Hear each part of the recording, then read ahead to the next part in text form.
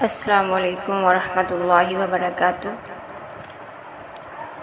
انسان کو اپنی اصل طاقت کا اندازہ تب ہوتا ہے جب طاقتور بننے کے علاوہ اس کے پاس کوئی چوائس نہیں ہوتی، کیونکہ انسان طاقتور اپنے جسم سے نہیں بلکہ اپنے حوصلے اور ہمت سے بنتا ہے، ورنہ شیر کی بجائے ہاتھی جنگل کا راجا ہوتا۔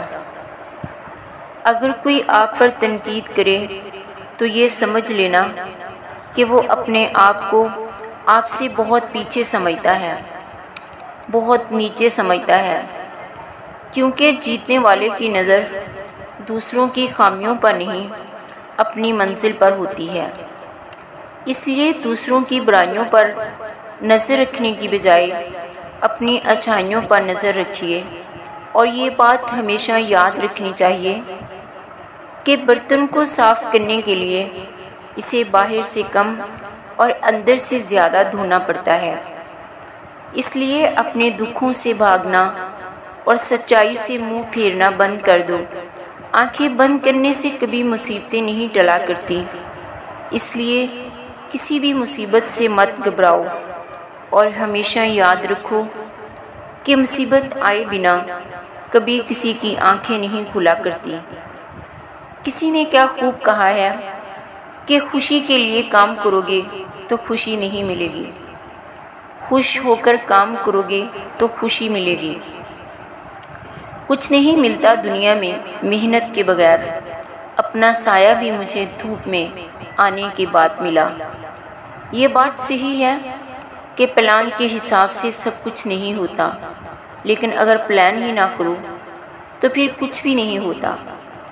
ہماری زندگی کا سب سے کڑوا سچ ہے کہ اگر ہمیں کچھ پانا ہے تو اس کے لیے کچھ نہ کچھ کھونا ہی پڑے گا۔ اگر کامیاب ہونا چاہتے ہو تو یہ مت ڈھونڈو کہ لوگ کامیاب کیسے ہوئے، بلکہ یہ معلوم کرو کہ جب وہ ناکام ہوئے تب انہوں نے کیا کیا، کیونکہ اصل سبق تمہیں ان کی کامیابی سے نہیں بلکہ ناکامی سے ملے گا۔ کامیابی تو صبح جیسی ہوتی ہے، یہ مانگنے سے نہیں بلکہ جاگنے سے ملتی ہے۔ یہ بات ہمیشہ یاد رکھنا، یہ زندگی آسان نہیں، اس کے لیے خود کو مضبوط بنانا پڑتا ہے۔ صحیح وقت کبھی نہیں آتا، اس کو لانا پڑتا ہے۔ اور یہ بات بھی ہمیشہ یاد رکھنا کہ کامیابی حاصل کرنے کے لیے آپ کو اکیلے ہی آگے بڑھنا پڑتا ہے۔ لوگ آپ کے ساتھ تب آتے ہیں جب آپ کامیاب ہو جاتے ہیں۔ جن میں اکیلے چلنے کا حوصلہ ہوتا ہے، ایک دن ان کے پیچھے ہی قافلہ ہوتا ہے۔